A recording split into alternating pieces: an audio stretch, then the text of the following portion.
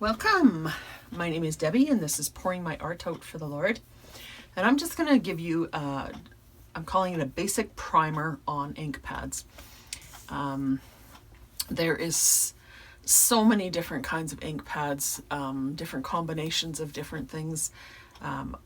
It's really inexhaustible. I can't explain everything. I'm just going to try to show you the basics and give you my recommendation for what I would get if I was just starting.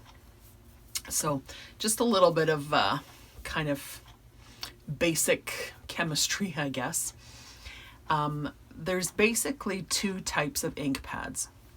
And I've got a little cheat sheet for you here, and this is available in my coffee shop for free. Just follow the link down below and download it, and you can pick that up. But this is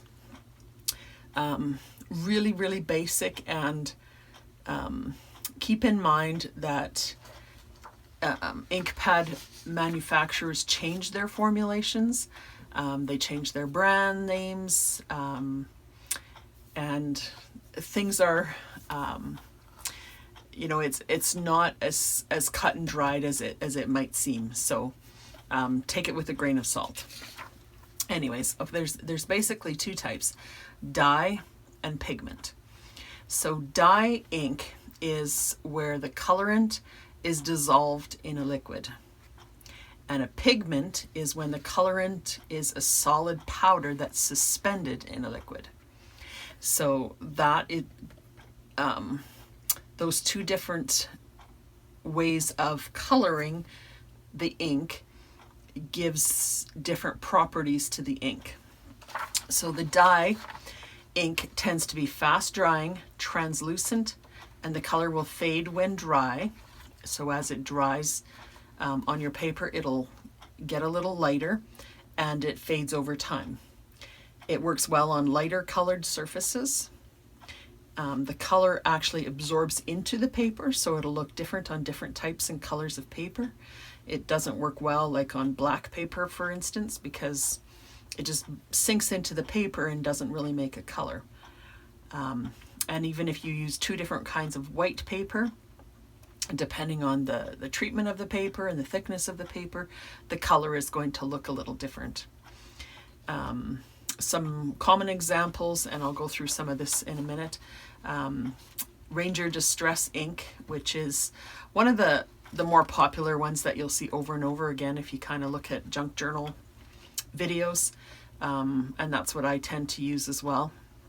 So Ranger Distress ink, which is a water-based dye ink, and then there's Ranger Archival, which is an oil-based permanent ink. So one is water-based and one is oil-based, and I'll kind of go through that a little later to what all of that means. When I say Ranger, some people call it Tim Holtz. Tim Holtz is like the designer. Ranger is like the manufacturer. Ranger also manufactures other signature artists or whatever. But this one is Ranger, and then you can see in the little signature there, Tim Holtz. So a lot of people just call this Tim Holtz, but you can call it Tim Holtz Ranger. It gets confusing.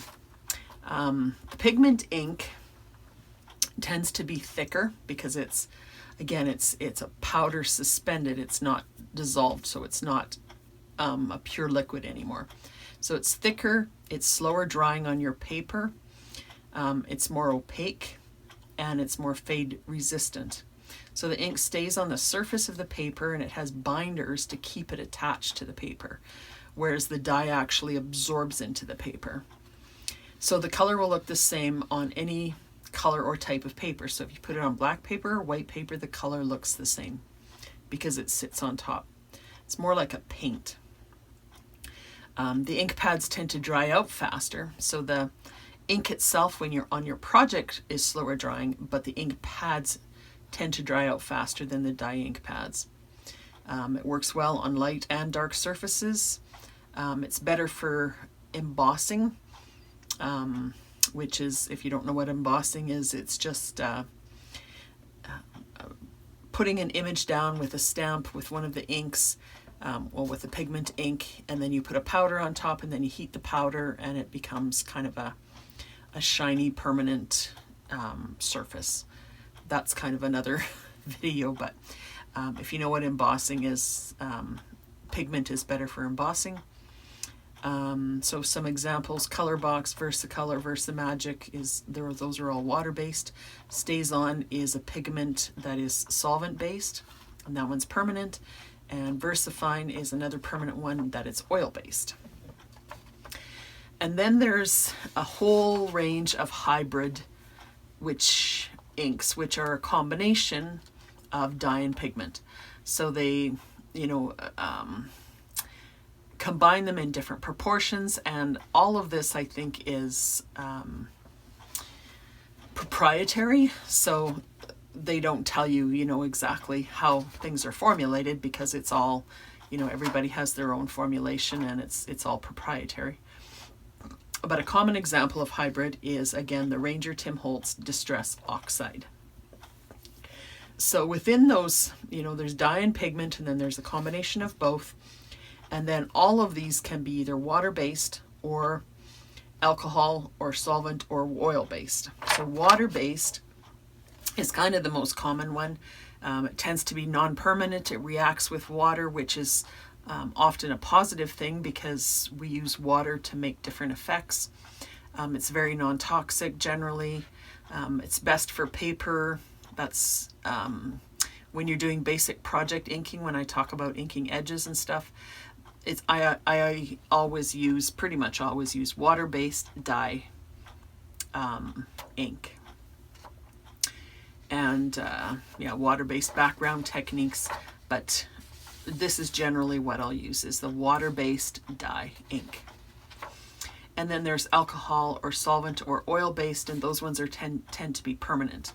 And they're usually better than water-based for non-porous surfaces. So if you're using plastic, metal, vellum, glass, acetate, glossy paper, or if you just want it to be permanent. So if you want to stamp onto fabric and you want to wash the fabric, you want to use a permanent ink. Sometimes they can be toxic, or sometimes they require some ventilation. Some of them are pretty smelly. And they're also good for stamping an image that will be colored in with water-based projects. So if you stamp an image and you want to use watercolors or something to color it in, if you use the water-based ones, of course the water-based image is going to react and it's going to smear, whereas these ones will be permanent. And I also just gave you a link here for, there's a crafter named the Frugal Crafter, Lindsay. You may have heard of her. She's very, very popular. And she's got an ink pad cheat sheet. It's from quite a long time ago. It's from 2013. So some of the information is totally different now, but it gives you some, well, I actually have it right here. So you can print that out if you want as well, and she's just got some of the examples, but like I said, it's a little older, so some of the brands are maybe changed since then, but it'll give you a little bit of the experiences she's had and some of the properties, I guess, of the different inks. So what I tend to use most of all is Ranger Tim Holtz Distress ink. This is my favorite ink, and a lot of the junk journalers out there you'll see using this type of ink. These are just some different colors. This is Distress ink, and these are Distress Oxide. So these are hybrid, and these are dye-based. I actually prefer the dye-based for most things. So I just have some different colors. These are just some neutral colors, I guess. So it's always nice to have a black. So this is a black. This is my favorite one. I've re-inked this one many, many times, and I actually purchased it in the oxide as well. It's Vintage Photo. So that is a really popular one. So this is kind of an aged brownish look. There's many, many different browns. It seems strange that there would be so many browns, but there's, you know, there's warm browns, cool browns, orangey browns, smoky browns, gray browns, dark browns, light browns, all kinds of things. So you kind of have to find out what you're kind of used to or want to work with. Vintage photo is a really good one to start with. And then probably the next one I would get is something that is a little bit more kind of a cooler brown, I guess. This would be more of a warmer brown. I'm really liking Ground Espresso. This is Distress Oxide, but they have Distress Ink in Ground Espresso as well. This one is just more of a brownish. Let me just grab a little piece of paper here and show you quickly. So this would be the, this one might be a little dried out. So that's kind of more of a warmy brown. And then just clean off that stamp for a second. And then this is more of a cooler, kind of a grayish brown. So, and it's darker as well, but it's maybe hard to see, I don't know. But, and then if you go into the different browns, I wasn't really prepared to do a bunch of stamping here, but this one is called Brushed Corduroy. I just want you to see some of the differences in you know, you think brown is brown. This one is called Tea Dye. This is a little lighter, but that's a very orangey one as well. This one is Frayed Burlap. So that's kind of a nice brown as well. This is a Walnut Stain. It's a little darker one again. And here's the Vintage Photo in the Distress Oxide. So that's the same as this one, except it's an oxide hybrid, and this is a dye-based one. So the point in doing that is just to show you, like, there's several different kinds of browns, and you're just going to have to decide which kind of project you have. There's lots of color charts online, so you can see what kind of colors will work best with your projects. If you're kind of looking for that old distressed vintage look, I would stick with like the Vintage Photo and some of the warmer ones. And these ones are really good for, you know, kind of maybe a blue project or more of a gray project. And these are probably better for kind of the warm tan brownish projects, but kind of experiment. And you can also purchase these in smaller cubes, so you can get like a 3-pack or 4-pack, I'm not sure how they're sold, of the smaller ones. So then you can try, you know, several ones, and you can have a few different ones in your stash if you want to you know, experiment with the different colors. And then these are Ranger Tim Holtz inks as well, but these are the permanent ones. So this one is called Archival, and this one is called Distress Permanent, but they're actually, I believe they're exactly the same. And they're both oil-based dye. So they're still dye-based ink, but instead of these being water-based, these are oil-based, so these are permanent. And this one is just black. It's just a big, huge black pad, and this one is 4 different colors. So this one is Hickory Smoke, Vintage Photo, Ground Espresso, and Black Soot. So 4 different colors in there. So they just come in different pads like that. These are Stampin' Up, another popular stamping ink pad, and this is a big one and this is a small one, exact same product. These ones are, it says right on here, water-based dye ink. So that's the same as these, basically. The Distress Oxide has a kind of a unique formulation, and they said it's, you know, they don't say it's exactly the same. You know, they all add their extra little things. But so that's Stampin' Up.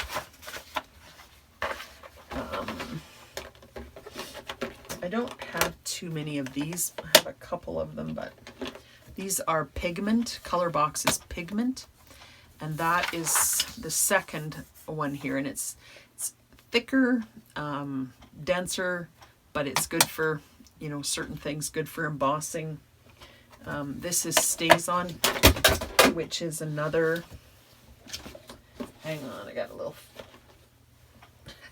little earthquake happening over here.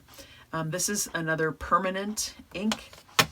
So this is a solvent ink pad. So that's like an alcohol or solvent based ink pad. And this one is a pigment. So StazOn is a solvent based pigment ink. And this one is quite smelly.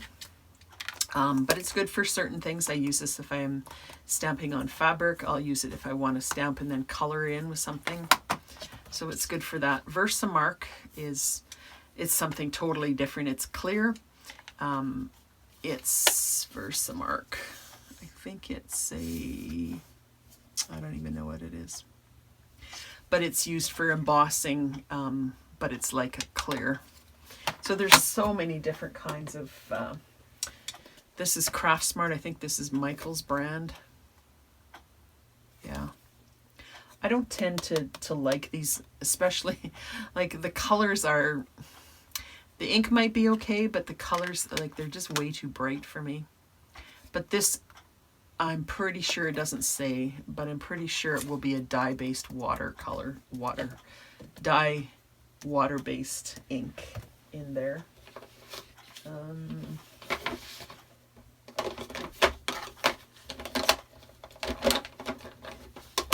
And then you can also get little ink pads that look like this. These are kind of handy. The shape is kind of handy for inking and things like that. This particular one is a chalk ink, which is kind of a chalky type finish. This is called Versamagic, so that would be a pigment based, and this is a water based pigment ink. So there's lots and lots and lots of options. Lots of these I've had for a long time. If I was to do it all over again, I think I would just stick to Distress ink and maybe a couple things if I wanted a specialty product for some reason.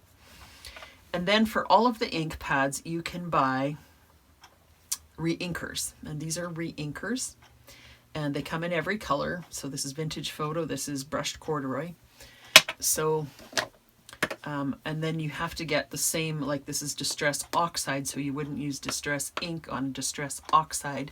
You would have to use distressed ink on distressed ink. So this is Distressed Ink Vintage Photo, and this is Distressed Ink Vintage Photo re-inker. So to re-ink it, you just take the lid off. I'm not going to really do it right now, but it's just a little thing here, and you just put drops all over the place and let it soak in, and then that re-inks it in. They're good to go for, you know, quite some time re-inking them. So those are re-inkers. This I purchased one time. It's an ink refresher for water-based stamp pads. I haven't had a whole lot of luck with that. I use it from time to time, but some people really like that. And then to put on the ink when you're inking edges, you can use these for stamping. Some people don't like the distress inks for actually stamping. It doesn't give you as crisp of a look as some of the other stamp pads. But I generally just use it for inking edges and stuff like that. So I think I showed this, well, I don't know where you're coming from, so I think I showed this in the Junk Journal 101 series, the third level. But this is a tool that is sold by, again, Tim Holtz, but you can also buy an off-brand or different shapes and stuff like that. But it's got a piece of Velcro here, and then you buy these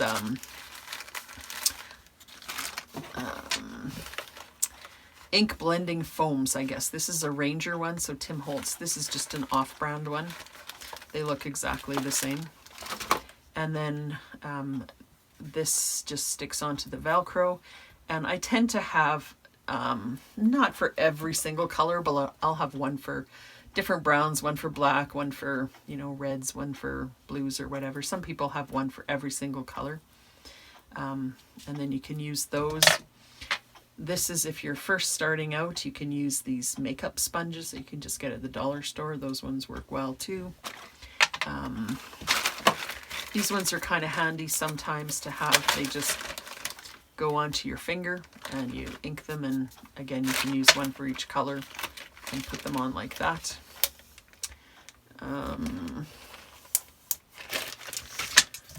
So I think that's basically it. If I was starting and I had nothing, I would get a black and a vintage photo and some sort of tool with the ink pads. I think that you can use these for a while, but I don't know, if you're inking a lot, I think it's worth getting one of those. And again, you don't have to get the actual brand name, you can get cheaper ones. And then the next thing I would get would be a different brown that would be more of a cooler tone. So my favorite one right now that I'm using a lot is Ground Espresso. So those would probably be the things that I would get. Is one of these, black, this is called Black Soot, Vintage Photo, and Ground Espresso. And then you kind of have a range of things, and then add things as you go, what you like. This one says Distress Oxide, but I actually prefer the Distress ink. So I would get Ground Espresso in Distress ink. The Distress Oxides are more opaque and they're good for certain techniques, but just for plain stamping, inking edges.